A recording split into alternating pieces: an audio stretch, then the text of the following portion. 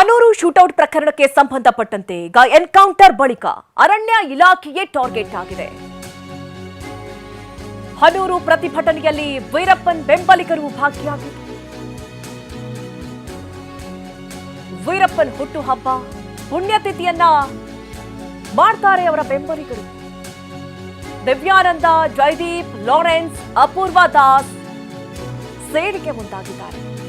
ಅರಣ್ಯ ಸಿಬ್ಬಂದಿ ಟಾರ್ಗೆಟ್ ಅನ್ನ ಮಾಡ್ತಾ ಇದೆ ಈ ವೀರಪ್ಪನ್ ಬೆಂಬಲಿಗರು. ವಿವಿಧ ಹೋರಾಟಗಳಲ್ಲಿ ವೀರಪ್ಪನ್ ಬೆಂಬಲಿಗರು ಭಾಗಿಯಾದ ಮಾಹಿತಿ ಕೂಡ ಸಿಗ್ತಾ ಇದೆ. ತನಿಖೆಯಲ್ಲಿ ವೀರಪ್ಪನ್ ಬೆಂಬಲಿಗರ ಮುಖವಾಡ ಈಗಾಗಲೇ ಬಯಲಾಗ್ತಾ ಇದೆ. ನೋಡಿ, ಮೊನ್ನೆ ಆದಂತಹ ಗಲಾಟೆ, ಪ್ರತಿಭಟನೆ, ಆಕ್ರೋಶ, ಒಂದ್ ಕಡೆ ಅವರ ಗ್ರಾಮಸ್ಥರನ್ನ ಶೂಟೌಟ್ ಮಾಡಲಾಯಿತು ಅನ್ನುವಂತಹ ಕುರಿತಂತೆ ಈ ಆಕ್ರೋಶ ವ್ಯಕ್ತವಾಗ್ತಾ ಇದೆ ಅಥವಾ ಈ ರೀತಿಯ ಕಿಚ್ಚು ವ್ಯಕ್ತವಾಗ್ತಾ ಇದೆ ಅಂತಲೇ ಪರಿಗಣಿಸಲಾಗಿತ್ತು. ಆದರೆ ಬರ್ತಾ ಬರ್ತಾ ಈ ಕೇಸ್ ಯಾವ ರೀತಿ ಬೆಳವಣಿಗೆಯನ್ನು ಪಡ್ಕೊಳ್ತಾ ಇದೆ ಅಂತಂದ್ರೆ, ಒಂದಷ್ಟು ಕಿಡಿಗೇಡಿಗಳು ಬೇಕು ಅಂತಲೇ ಪ್ರತಿಭಟನೆಗೆ ಜನರನ್ನ ಪ್ರಚೋದಿಸೋದು, ಬೇಕಂತ ಕಿಡಿಗೇಡಿ ಕೆಲಸಗಳನ್ನ ಮಾಡುವುದು. ಮತ್ತೆ ಮೊನ್ನೆ ತಾನೇ ನಾವು ನೋಡ್ತಾ ಇದ್ವಿ, ಪ್ರೊಟೆಸ್ಟ್ ಆದ ನಂತರದಲ್ಲಿ ಆ ಕ್ಯಾಂಪ್ಗಳನ್ನ, ಅಂದ್ರೆ ಅರಣ್ಯ ಇಲಾಖೆಯ ಕ್ಯಾಂಪ್ಗಳನ್ನ, ಮತ್ತೆ ಅರಣ್ಯ ಇಲಾಖೆಗೆ ಈ ಅರಣ್ಯಕ್ಕೆ ಬೆಂಕಿ ಇಡುವಂತಹ ಕೆಲಸಗಳನ್ನ ಮಾಡುವಂತಹ ವಿಚಾರಗಳನ್ನ, ಇದೆಲ್ಲವೂ ಕೂಡ ಈ ವೀರಪ್ಪನ್ ಬೆಂಬಲಿಗರು ಮಾಡ್ತಾ ಇರುವಂತಹ ವಿಚಾರ. ಟಿವಿ9 ಬ್ರೇಕ್ ಮಾಡ್ತಾ ಇದೆ ಸ್ಫೋಟಕ ಸುದ್ದಿ. ಟೈಗರ್ಸ್ ಆಫ್ ಜಸ್ಟಿಸ್ ಎಂಬ ಸಂಘಟನೆ ಆಕ್ಟಿವ್ ಆಗಿರೋದು ಗೊತ್ತಾಗಿದೆ. ಎಲ್ಟಿಟಿ ಮುಖ್ಯಸ್ಥ ಮೃತ ಪ್ರಭಾಕರನ್ ಫ್ಯಾನ್ಸ್ಗಳು ಪತ್ತೆಯಾಗಿದ್ದಾರೆ. ಪ್ರಭಾಕರನ್ ಮತ್ತು ವೀರಪ್ಪನ್ನ ಸಹಚರರು ಇನ್ನೂ ಕೂಡ ಸಕ್ರಿಯರಾಗಿದ್ದಾರೆ ಎನ್ನುವಂತಹ ಮಾಹಿತಿ. ಸಂಘಟನೆಯಲ್ಲಿ ಓರ್ವ ವಕೀಲ ಇರುವುದು ಕೂಡ ಬೆಳಕಿಗೆ ಬಂದಿದೆ. ವೀರಪ್ಪನ್ ಸಹಚರ ಸೈಮನ್ ಕುಟುಂಬದವರು ಭಾಗಿಯಾಗಿದ್ದಾರೆ. ಸೈಮನ್, ಪಾಲಾರ್ ಬಾಂಬ್ ಸ್ಫೋಟದ ಆರೋಪಿಗಳಿವರು. ಈ ಪ್ರತಿಭಟನೆಯಲ್ಲಿ ಯಾರೆಲ್ಲ ಭಾಗಿಯಾಗಿದ್ರು, ಯಾವೆಲ್ಲ ಗ್ಯಾಂಗ್ ಭಾಗಿಯಾಗಿತ್ತು ಅನ್ನುವಂತಹ ವಿಚಾರ. ಹನೂರು ತಾಲೂಕಿನ ಗ್ರಾಮಗಳಲ್ಲಿ ಸಂಘಟನೆ ಸಕ್ರಿಯವಾಗಿದೆ ಅನ್ನುವಂತಹ ಮಾಹಿತಿಗಳು ಸಿಗ್ತಾ ಇದೆ. ಜನರನ್ನ ಗುಂಪು ಸೇರಿಸಿ ಸಭೆಯನ್ನ ನಡೆಸ್ತಾ ಇದ್ದಾರೆ ಬೆಂಬಲಿಗರು. ಸಭೆಯಲ್ಲಿ ಪ್ರಭಾಕರನ್ ಮತ್ತು ವೀರಪ್ಪನ್ ಗುಣಗಾನ ಮಾಡಲಾಗ್ತಾ ಇದೆ. ತಮಿಳಿಗರ ಮೇಲೆ ದಬ್ಬಾಳಿಕೆ ಅಂತ ಹೇಳಿ ಪ್ರಚೋದನೆಯನ್ನ ಮಾಡ್ತಾ ಇದ್ದಾರೆ. ಟೈಗರ್ಸ್ ಆಫ್ ಜಸ್ಟಿಸ್ ಸಂಘಟನೆ ಬಗ್ಗೆ ಈಗ ಅನುಮಾನಗಳು ವ್ಯಕ್ತವಾಗ್ತಾ ಇದೆ.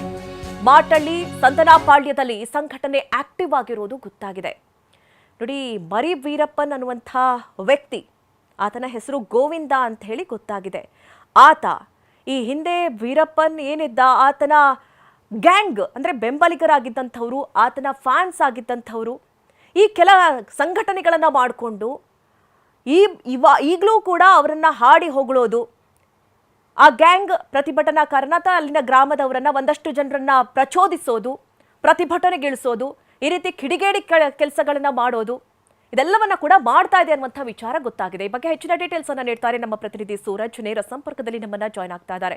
ಸೂರಜ್, ಈಗ ಗಮನಿಸ್ತಾ ಇರೋ ಹಾಗೆ ಈಗ ಒಂದ್ ಕಡೆ ಪ್ರತಿಭಟನೆ ಆಗಿದ್ದಂಥದ್ದು, ಆ ಆಕ್ರೋಶ ವ್ಯಕ್ತವಾಗಿದ್ದಂಥದ್ದು ಎಲ್ಲವೂ ಕೂಡ ಅವರ ಒಂದು ಗ್ರಾಮಸ್ಥರನ್ನ ಹತ್ಯೆ ಮಾಡಿರುವಂತಹ ಕಾರಣ ಅಂತ ಹೇಳಲಾಗ್ತಾ ಇತ್ತು. ಆದ್ರೆ ಈಗ ತನಿಖೆ ಮುಂದುವರೆಸಿದಂತಹ ಸಂದರ್ಭದಲ್ಲಿ ಒಂದಷ್ಟು ಅನುಮಾನಗಳು, ಬೇರೆ ಬೇರೆ ಗ್ಯಾಂಗ್ ಆಕ್ಟಿವ್ ಆಗಿರೋದು ಎಲ್ಲವೂ ಕೂಡ ಗೊತ್ತಾಗ್ತಾ ಇದೆ. ಯಾವುದೇ ಗ್ಯಾಂಗ್ ಯಾವ ರೀತಿ ಪ್ರಚೋದನೆಯನ್ನ ಮಾಡ್ತಾ ಇದೆ, ಸದ್ಯ ಯಾವ ರೀತಿ ಬೆಳವಣಿಗೆಯನ್ನ ಪಡ್ಕೊಳ್ತಾ ಇದೆ ಸೂರಜ್?